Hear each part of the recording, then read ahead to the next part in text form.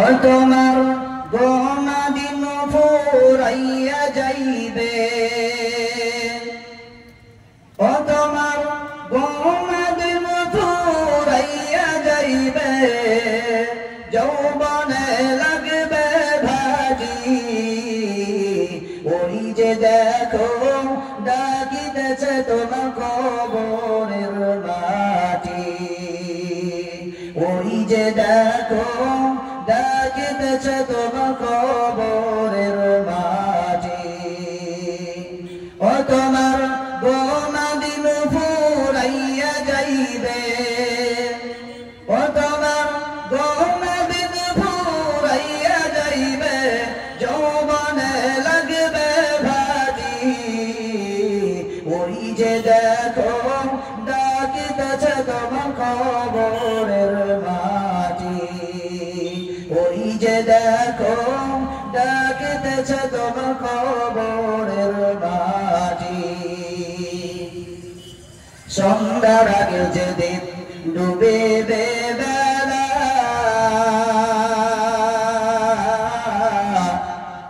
এক পলকে ভেঙ্গে যাবে তোমার অঙ্গের বেলা, কার তুমি দিবা ধম, কার তুমি দিবা ধম, কার বাধাই ভাঙবা লাঠি, ওই যে দেখো ডাকিতেছে তোমার কবরের মাটি, ওই যে দেখো ডাকিতেছে তোমার কবরের মাটি।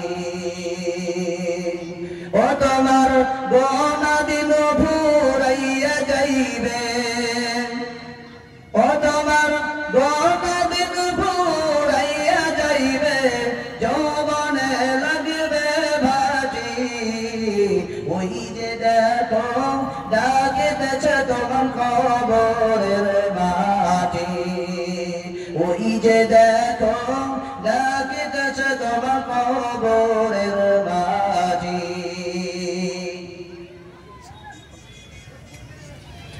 খবর পেয়ে আত্মীয় স্বজন,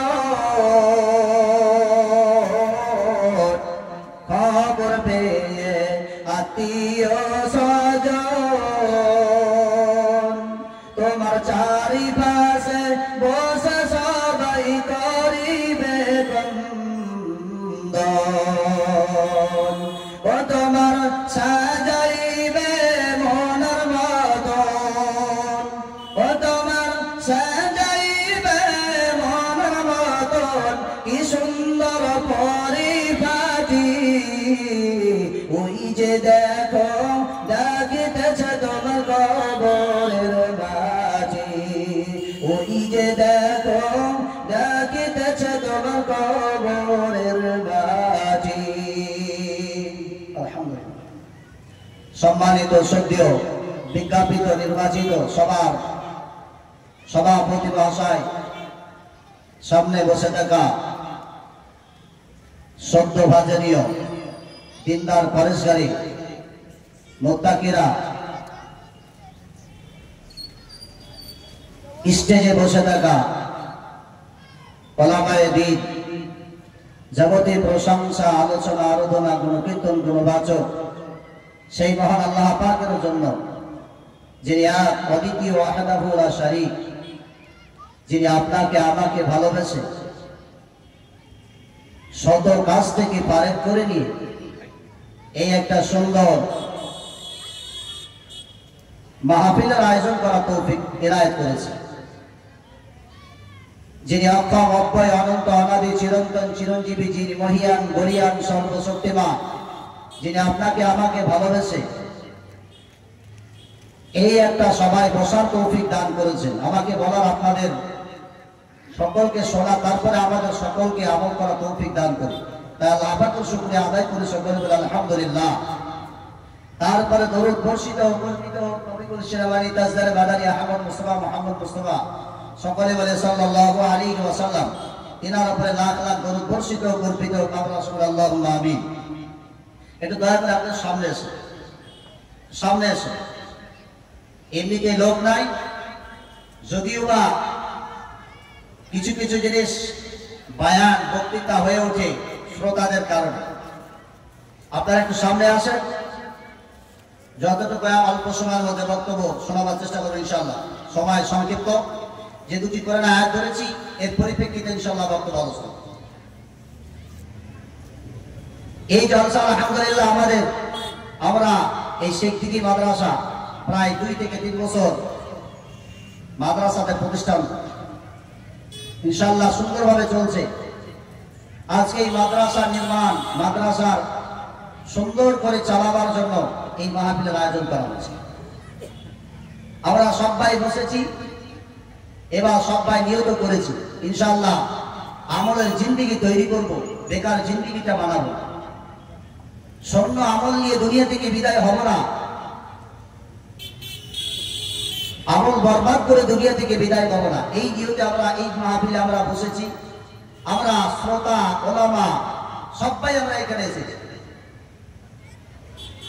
আমাদের জীবন থেকে অনেক মূল্যবান সময় দিন দিন চলে যাচ্ছে, আর আমরা একের পর এক বিপদগ্রস্ত, ক্ষতিগ্রস্ত।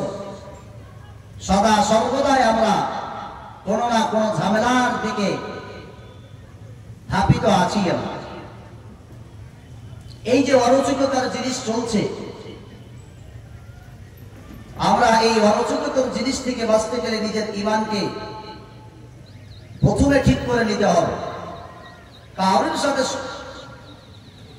মুখোমুখি হতে গেলে, কোন শক্তিশালী সাথে যদি মুখোমুখি হতে গেলে নিজেকে দুর্বল হওয়া চলবে না, শক্তিশালী হতে হবে। তো অনুরূপ আমাদের শয়তানের হাত থেকে বাঁচতে গেলে এবং দুনিয়ার ঝামেলা, দুনিয়ার অরাজকতার জায়গা থেকে নিজেকে বাঁচাতে গেলে নিজের ঈমানটাকে প্রথমে মজবুত করে নিতে হবে। আমরা বড় কমজোরি হয়ে পড়ে আছি।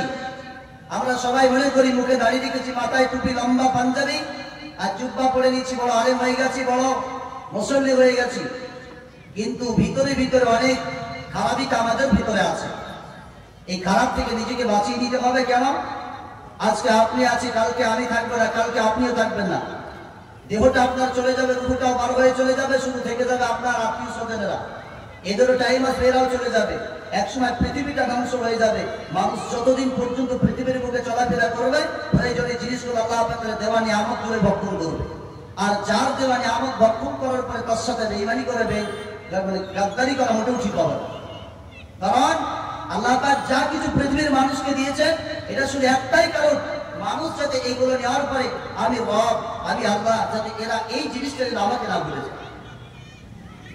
এতগুলো দেওয়ার কারণ হচ্ছে আল্লাহ পাকের এই উদ্দেশ্য, যাতে এই নিয়ামতগুলো পাওয়ার পরে, যাতে তারা এইগুলো পাওয়ার পরে তারা যাতে ইবাদতে মগ্ন থাকে এবং তারা যেন রবকে না ভুলে যায়। এই রবকে চিনার জন্য এতগুলো জিনিস আমাদের দিয়েছে, অথচ আমরা এত নিয়ামত পাওয়ার পরে আমরা আল্লাহকে ভুলে যাচ্ছি। নিজের ঈমানকে মজবুত করি, নিজের ঈমানকে কমপ্লিট করি। আজকে আমরা বড় পেরেশানে পড়ে গেছি, কি করবো হয় আমাদের সব কিছু শেষ হয়ে যাচ্ছে। এই চিন্তা ভাবনা আমরাই পড়ে আছি, লাফালাফি করি, কোদাকুদি করি, শেষ পর্যন্ত কিচ্ছু পাই না। শেষ পর্যন্ত আমরাই নিঃস্ব হয়ে যাই এবং আমাদের সব আস্তে আস্তে হাত থেকে চলে যাচ্ছে এবং আস্তে আস্তে কিছুই আমাদের কাছে থাকে না। কেন বলেন তো দেখি? এটা আমাদের ভুলের কারণে। আল্লাহ নিজেই কোরআনে বলছেন, সূরাতুল রুমের 41 নম্বর আয়াতে আল্লাহ বলছেন, যাহারাল ফাসাদু ফিল বাররি ওয়াল বাহরি বিমা কাসাবাত আইদিন নাস।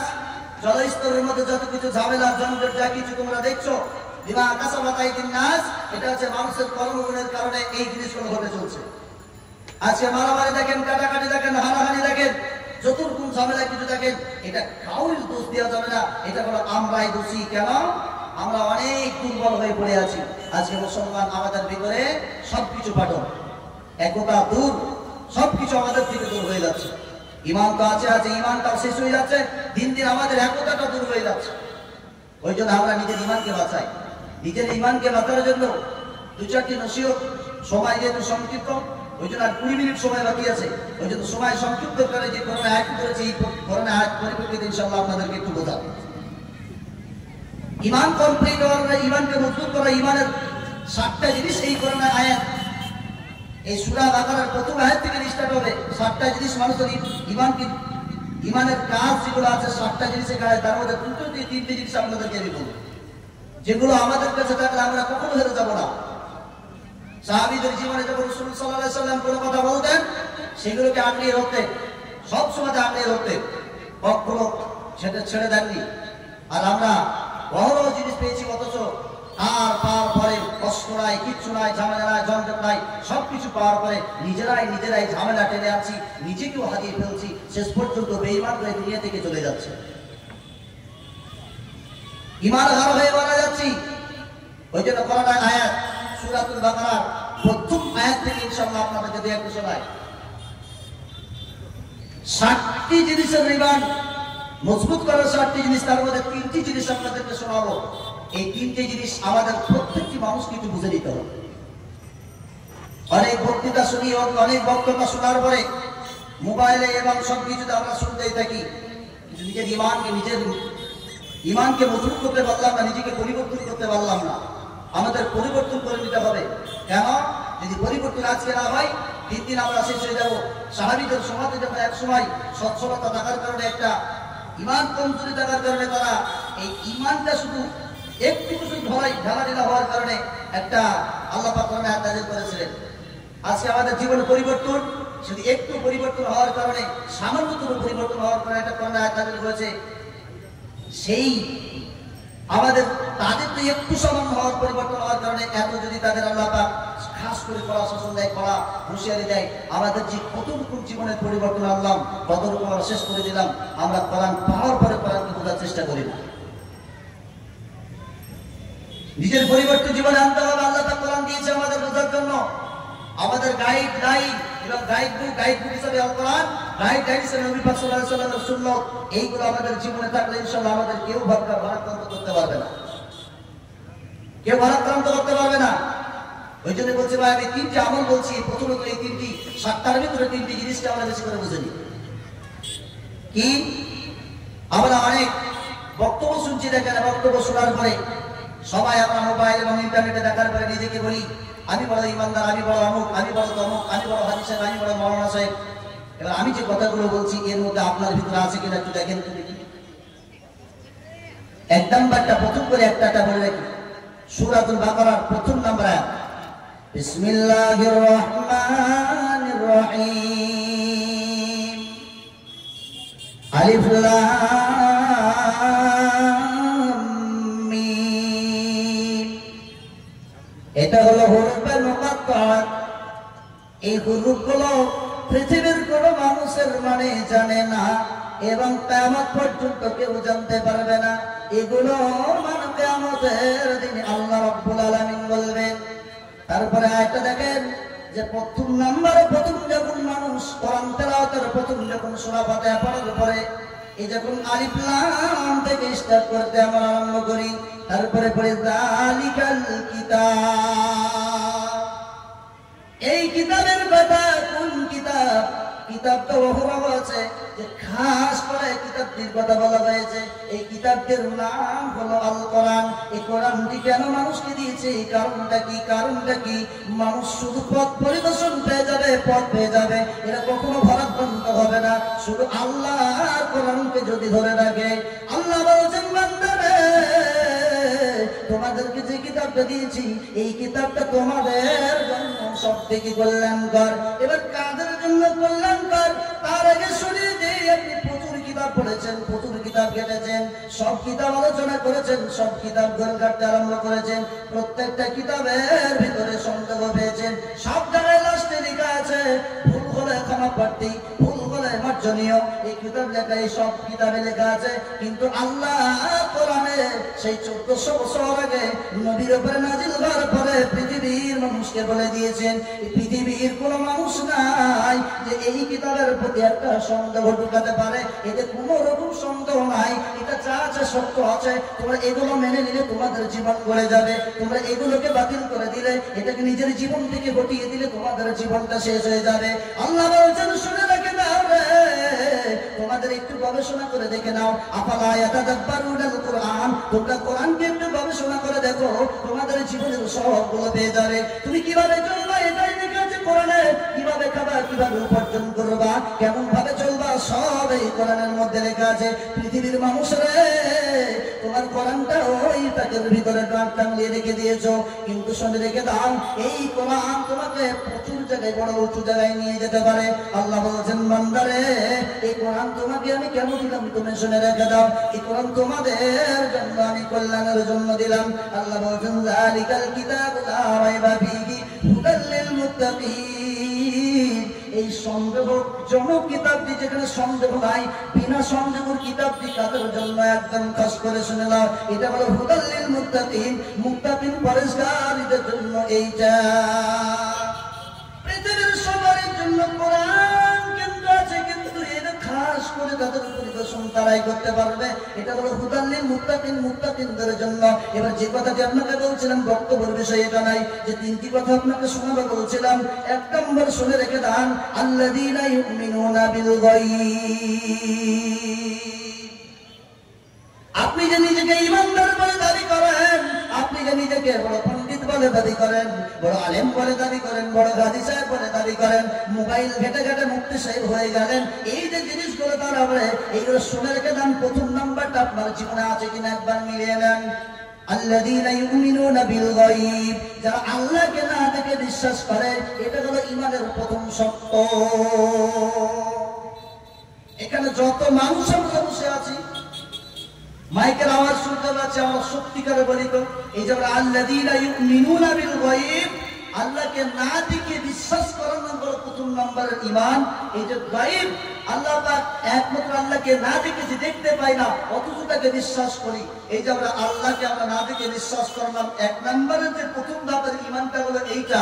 তাহলে আমরা যদি না দেখে বিশ্বাস আমরা অনেকেই করি নাকি, সবাই করি, হ্যাঁ? কিন্তু আমি আমার মনে হয় 190% মানুষ আল্লাহকে বিশ্বাস করে না, মুখের সাথে অন্তরের অ্যাডজাস্ট করে না। মুখে বলে কিন্তু হৃদয়ের সাথে তার মেল নাই।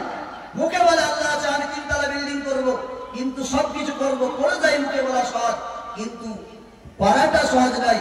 আমরা সবাই বলি আমরা আল্লাহকে মানি, রবকে মানি, কিন্তু মুখের সাথে মুখেই থেকে যাচ্ছে, অন্তরের সাথে মেল নাই। আপনি যদি সত্যি আল্লাহকে মানেন, আল্লাহকে মানলে কি কি দরকার? আপনি বলবেন আমার বাপকে মানি, বাপ যেটা বলবে সেটাই তো শুনবেন না, শুনবেন না সেটাই তো। আর বাপ যেটা বলবে সেটা যদি না শুনেন, তাহলে সেটা মানা হয় না অবাধ্য হয়? নিশ্চয়ই অবাধ্য হয়। কেন? বাপের কথা শুনতে হবে, শোনা হবে, শুনবো, তবেই তো বাপকে মানা। আল্লাহকে মানি, আল্লাহকে বিশ্বাস করি, আল্লাহ আমার রব, এইটা বিশ্বাস করতে গেলে আল্লাহ পাকের কথা তো মেনে চলতে হবে। হ্যাঁ, আল্লাহ পাকের কথাটা মেনে চলতে হবে। আপনি সত্যি বিশ্বাস করে, বিশ্বাস যদি করেন, তাহলে আপনার শক্তিকে মসজিদগুলো খালি কেন আপনার পর্যন্ত? মসজিদে আজান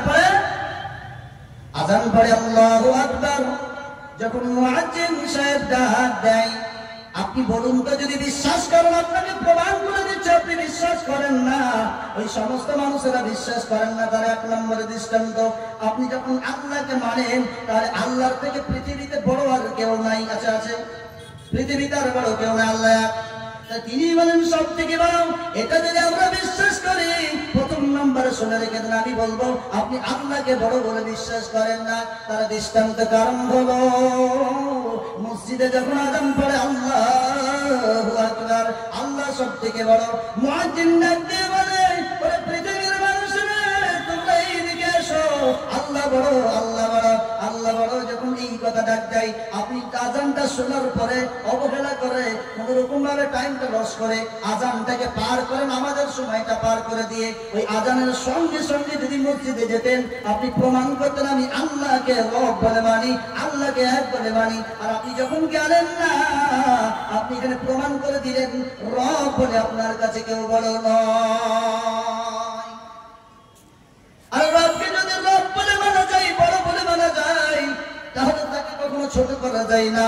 আপনি যখন রবের কথা শুনলেন না, মুয়াজ্জিন ডাক দিয়ে বললেন, আইয়ালাস সালাত, তোমরা নামাজের দিকে এসো। বলে কেন? আমার রব বলেছেন ওয়াকিমুস সালাত, তোমরা সালাত আদায় করো। রব যখন বলেছে, রবের কথাটা মানাটাই হলো আল্লাহকে মানা। আপনি রবের কথা মানলেন না, মানে আমার আল্লাহকে আপনিও মানলেন না। প্রথম নম্বরে বললেন আল্লাযীনা ইউমিনুনা বিল গায়ব, না দেখে যদি আল্লাহকে বিশ্বাস করা হয়, তাহলে পৃথিবীতে এত গুনাহ কেন ছড়িয়ে পড়লো? বাবজিরা বলেন, কেন ব্যভিচার বাড়লো? করতে পারলো।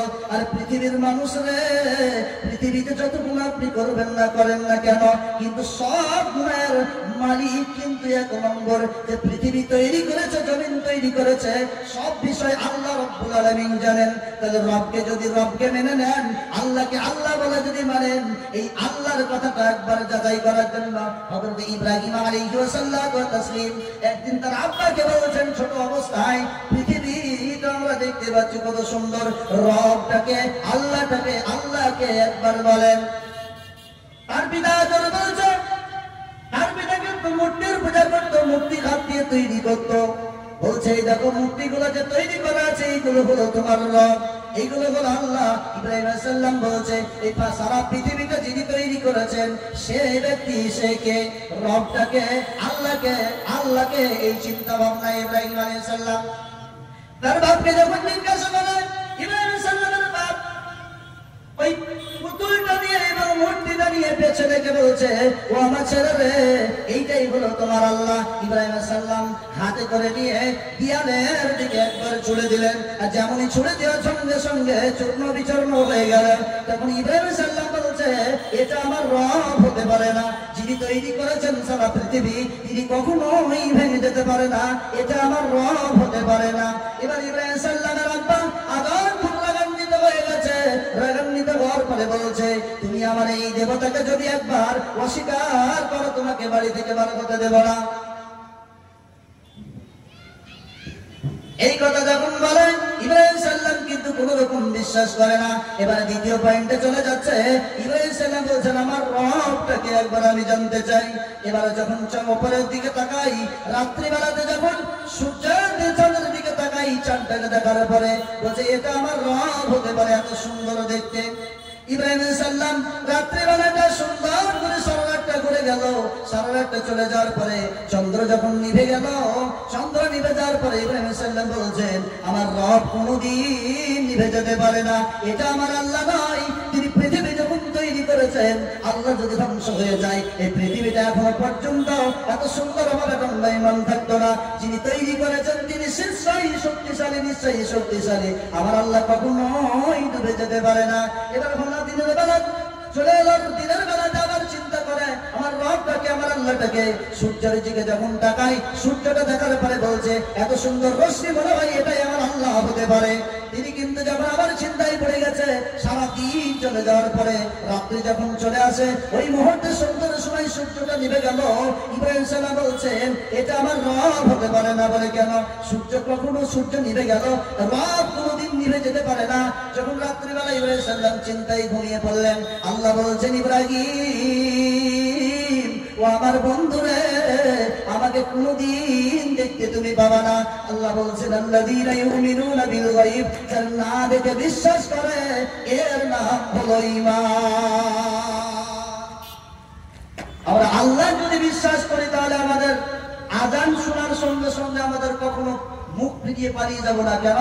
যদি পালিয়ে যান, আপনি অস্বীকার করলেন আল্লাহর রব, এই যে বড়, তিনি বড়টা আমি স্বীকার করি না। আবার দ্বিতীয় শব্দতে যখন আযান দেয় আশহাদু আল্লা ইলাহা ইল্লাল্লাহ, আমি সাক্ষী দিচ্ছি আল্লাহ ছাড়া কোনো মাবুদ নাই, আপনি যদি ফেরত পালিয়ে যান, তাহলে আপনি কি এখানে অস্বীকার করলেন কি রব ছাড়া আর কোনো মাবুদ আছে? আর যদি সঙ্গে সঙ্গে মসজিদে হাজির না দিতেন, তাহলে আপনি প্রমাণ করে দিতেন হ্যাঁ আমার রব ছাড়া আর কি পৃথিবীতে কেউ রব নাই, ইবাদতের যোগ্য কেউ নাই, এক আল্লাহই আছে। তাহলে আপনি যখন এই যে আপনারা একটা কথা শুনেননি কি নামাজ অস্বীকার করে কাফের, নামাজ বেনামাজি কাফের, শুনেন আপনারা? আছে বিশ্লেষণ বিভিন্ন রকম। আমি কথা শুরু কাজ দিয়ে বলছি, এই যে আপনারা শুনেছেন যে নামাজ পড়া সালাত ছেড়ে দিল, বেনামাজি গুলো কাফের, এই কথা শুনেছেন না শুনেননি? তাহলে যে অস্বীকার করলো সেটা কাফের নাকি? যে অস্বীকার করলো সে কাফের। তাহলে আপনি এইটা আওয়াজ থেকে আপনি অস্বীকার করলেন, তাহলে তো আপনি এমনিতেই কাফের হয়ে পড়ছেন। হ্যাঁ, পড়ছেন না? পড়ে না? আবার যখন ভোরের বেলাতে যখন আবার ডাক দেয় আসসালাতু খায়রুম মিনান নাওম বলে, যখন আবার ডাক দেয় ঘুমের থেকে নামাজ উত্তম, তখন আপনি ওখানে আবার ঘুমিয়ে প্রমাণ করে দেন কিনা আমার নামাজের থেকে ঘুমটা উত্তম। আপনি অনেক রকম অস্বীকার করে বসে আছেন। আপনি নিজেকে যতই বড় পণ্ডিত মনে করেন, আপনার ভিতরে এখনো পর্যন্ত ইলাহার কখনো বিশ্বাস আপনার ভিতরে নাই, আমার ভিতরে নাই। পরিপূর্ণ যারা বিশ্বাস করতেন, তারা পৃথিবীর বুকে মানুষের সাথে গাদ্দারি করতে পারে না, আল্লাহর সাথে কোনো গাদ্দারি করতে পারে না, বেঈমানি করতে পারে না।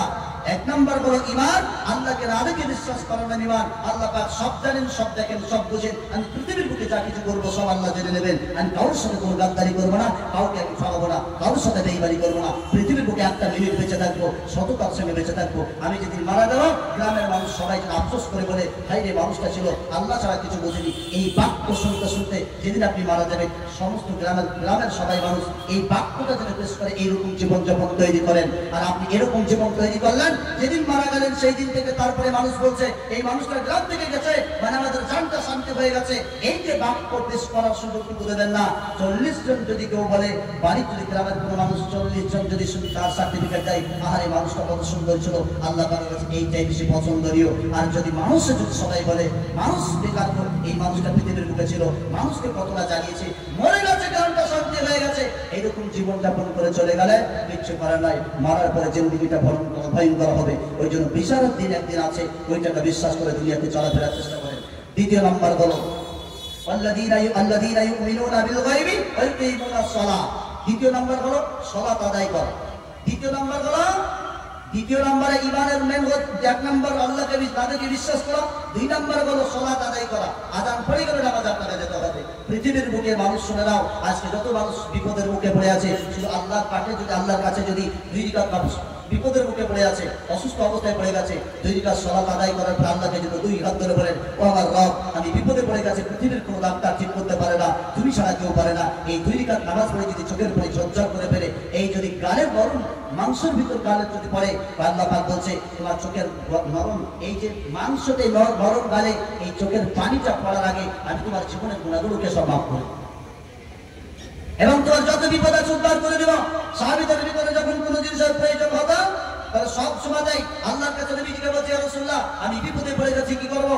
তোমাকে পৃথিবীর মানুষ কেউ কিছু দিতে পারে না, যিনি দিবেন তিনি আমার রব। আল্লাহকে মেনে নাও, আল্লাহকে বলো। যদি কিছু জিনিসের প্রয়োজন হতো, সালাতে দাঁড়িয়ে যেতেন, আল্লাহর কাছে ঝরঝর করে চোখের পানি ফেলে কান্না করতেন, আল্লাহ সব দিয়ে দিতেন। আপনারা বিশ্বাস রাখেন, ইনশাআল্লাহ আপনাদের সে দোয়া কবুল হবে। আমরা সবাই একটা জিনিস আমরা মনে করি না, আমরা একটু মনে করি না আমাদের নামাজ পড়ি কিন্তু নামাজ কবুল হচ্ছে না, ভাই না, এটা আমরা সবাই মনে করি না করি। কিন্তু আপনি কি করে বুঝবেন আপনার নামাজ কবুল হচ্ছে না, ভাই না? অনেক বিশ্লেষণ চলে, কিন্তু বলার সময় নাই। এই জন্য আপনার 3 মিনিট সময় আছে। ওই জন্য আমরা যে মনে করি আমাদের নামাজ কবুল হয় না, করো আপনার এইটা আমি হবে, আপনি বুঝতে পারবেন, তার ইঙ্গিত কিছু দিয়ে যায়। আপনার নামাজ যে কবুল হচ্ছে তার ইঙ্গিত হলো কি, আপনার নামাজ যখন কবুল হবে, যদি দেখতে পান আপনার জীবনের পরিবর্তন ঘটে গেছে, আপনি যে জিনিসটা করতেন সেটা আপনার জীবনের নাই, আপনি পরিবর্তন ঘটাতে পেরেছেন, আপনার তখন দেখবেন আপনার নামাজ কবুল হচ্ছে। আর যখন দেখবেন আপনার জীবনে কোনো পরিবর্তন নাই, নামাজ পড়েন, আবার কাজা করেন, নামাজ পড়েন, বিভিন্ন মুসলিম কাজে জড়িত থাকেন, দেখবেন আপনার নামাজটা কবুল হয়নি। বড় দাড়ি ছেড়ে দেন আর বড় পাঞ্জাবি পরে নেন, কোনো ব্যাপার নাই, কোনো কিছু হবে না। ওই জন্য আমরা বোঝার চেষ্টা করি, আমাদের একটি জিনিস তৈরি করি।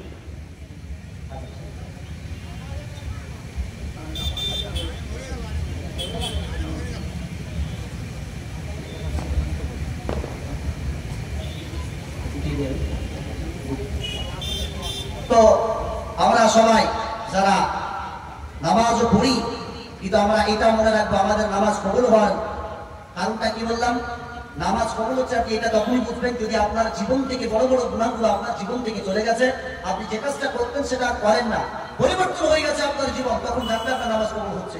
আর যদি দেখেন পরিবর্তন হয় না, আপনি ভেবে দেবেন 100% আপনার নামাজ কবুল হয় না। এটা আপনি কাল থেকে প্র্যাকটিক্যাল করেন, আপনার জীবন থেকে গুনাহগুলো ছড়ান, আস্তে আস্তে পরিবর্তন করতে থাকুন, ইনশাআল্লাহ আপনার নামাজ কবুল হবে। আল্লাহ পাক আমাদের সকলকে বোঝার তৌফিক দান করুন। আর অনেক বলার ছিল, বলার সময় তো বলাই, আল্লাহ যদি কোনোদিন আবার নসিব দেন, ইনশাআল্লাহ আপনাদেরকে তার পরিপূর্ণতা ইনশাআল্লাহ তারপর থেকে ইনশাআল্লাহ শোনাবো। বলা ভাষার মতো হয়ে থাকে ভুলভ্রান্তি, ছোট ভাই বোন ছেলেদের ক্ষমা প্রার্থী। আলহামদুলিল্লাহি রাব্বিল আলামিন। আসসালামু আলাইকুম ওয়া রাহমাতুল্লাহি ওয়া বারাকাতুহু। আলহামদুলিল্লাহ, হাফেজ কারি মাওলানা বদরুল আলম সাহেবের মুখ থেকে মূল্যবান কথা শুনলাম। একটু বসেন। আপনারা বিজ্ঞাপনের মধ্যে দেখেছেন